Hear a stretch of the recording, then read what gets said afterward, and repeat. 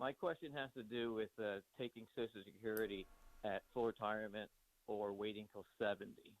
More specifically, my question is, why would I give up 4 years of Social Security payments to get a higher rate at 70 after giving up about $140,000? Well, that's a great question, Dave, and I think it's a very important question. A lot of our listeners probably have the very same one, and it's really a function of math. And so what I will often tell people is, if you tell me the day you're going to die, we will craft the perfect plan that allows you to spend your last penny on your last day. Unfortunately, we don't know that, and so we have to make some assumptions.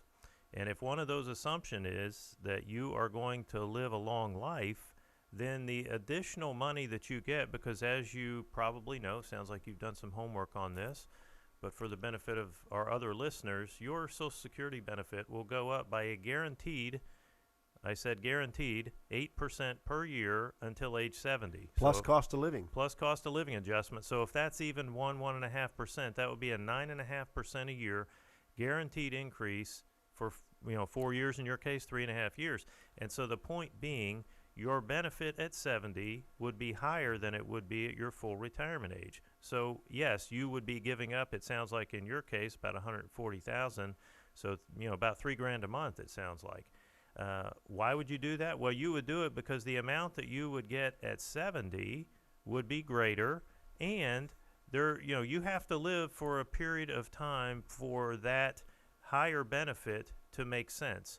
It's typically around 12 years, Dave. So for someone who makes it to, let's say, 82 to 83, which is about the life expectancy, I think, today for a male anyway, if you make it to 82, again, I've done the math a lot of times, around 12 years, you come out ahead by delaying. So again, it's a personal choice, and you have to be able to afford to delay.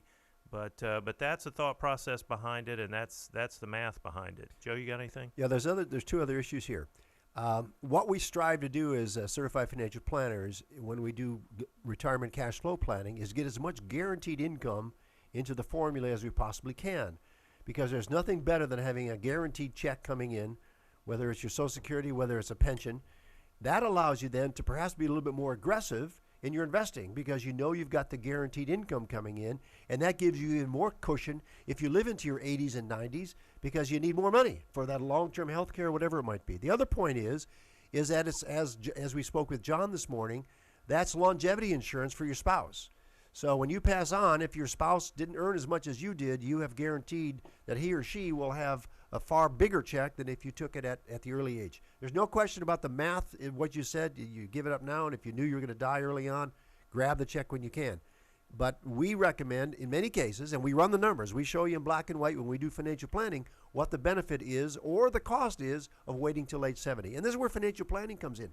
Many people are doing this on the back of the envelope. It looks good. This is what I think I'm going to do, only to find out they've made a $100,000+ dollar mistake.